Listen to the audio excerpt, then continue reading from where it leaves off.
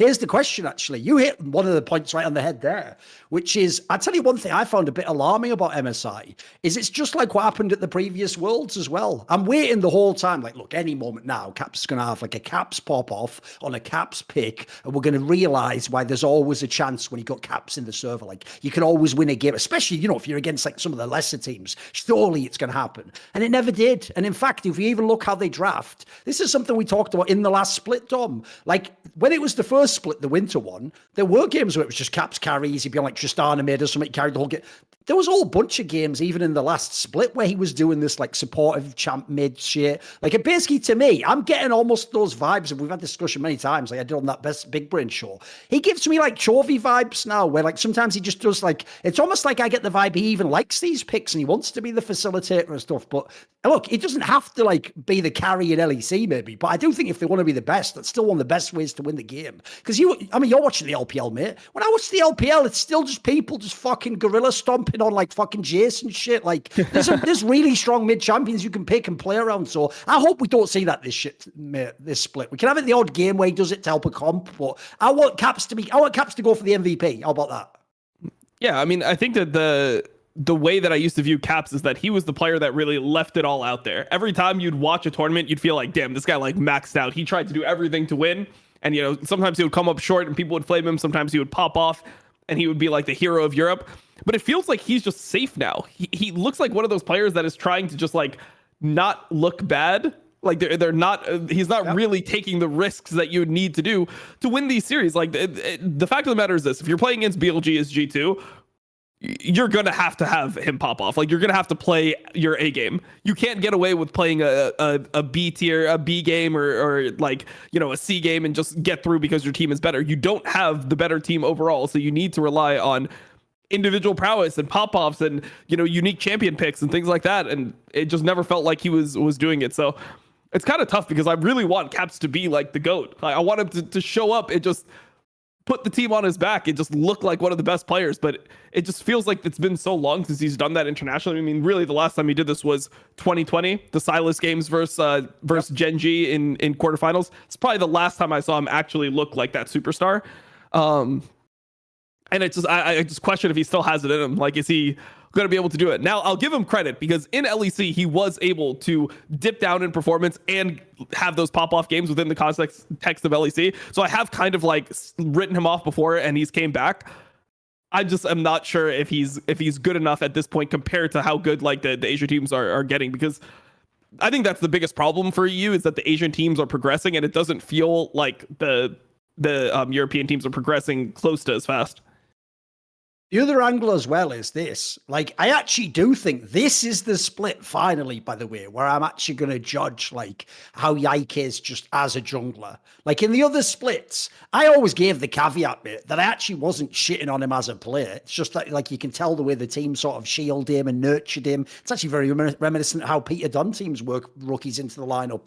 But the problem is, like, I want to get your take on this because I don't think we ever talked about her on the show. One thing I found a bit whack, you're the jungle expert, so give me your thoughts on this, is even though he did actually play as one of the better players on G2, I'll give you that.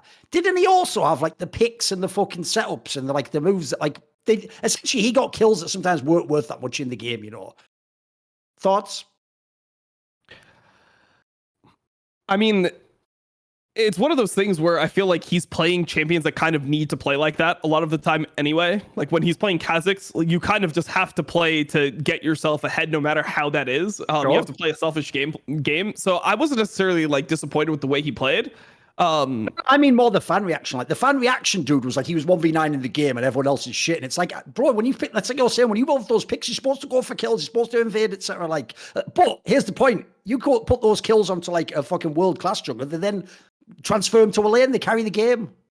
I mean, I think that's his teammates just playing poorly in major fights. I mean, you had Caps not playing well in team fights. You had Hans just dying with like flash up or getting caught at random times. And as a jungler, there's not much you can do if your team is just has worse carries than the opponent. So I actually don't feel like he could do much in these games anyway because of what was occurring. I mean, there's just a certain level, there's a certain standard that you need in team fights. You just can't get caught. You can't just die with summoners up. You have to be able to flash their engages. And if you don't do this, like jungle is just not the role it used to be. It's not like you're Graves and you can pretty much be the supplemental AD carry in one of these fights and take it over the same way. You're kind of just at your team's mercy here. So I just feel like it was a tough circumstance because they were ahead. But then the thing that's weird about G2 is when you saw them ahead, even in the Mad Lions games, for example. So even when I remove how they played against, the Asian teams, even when they played their 3-0 against Mad Lions, it felt like, and even when they played the wildcard teams,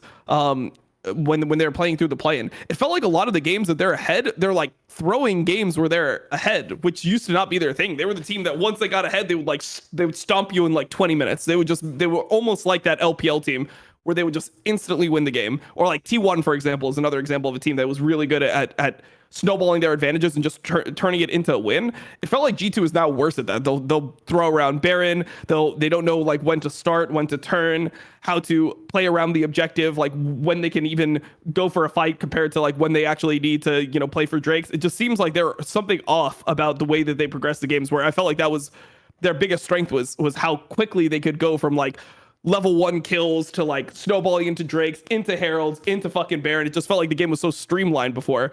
And somewhere along the way, they've lost that ability to like cleanly snowball the games that they should win.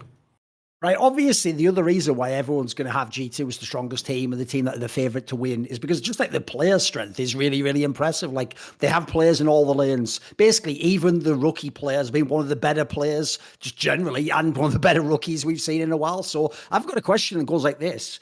Obviously, a problem they potentially can have in G2 is when you have the 3 lanes you can carry through, sometimes you have to make the choice. Sometimes you have to streamline the team. With how the meta looks right now and the patches we're on now, Dom, what do you think it's going to be? Is it going to be more of Broken Blade or more Hans Sama who has to be sort of played through?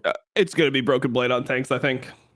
I just think that it's just straight up it's how the best teams are playing, and the tanks are just like things that BB was actually fine at. When you look at 2022 spring, for example, when they made that run and they ended up beating Rogue, it was because he was able to play the Ornn. They were playing the Odo picks, and Odo was having to play Gwen into Ornn. I think maybe BB will have those opportunities for like a Gwen angle if it's good, or maybe there'll be like certain Jax games if everything aligns. But if you're going to have to sacrifice one of the two, you're sacrificing the top laner every single time with how the game is right now. See more cool, funny, interesting clips based on topics from my content? Well, subscribe to this channel then, or, be a pleb and don't.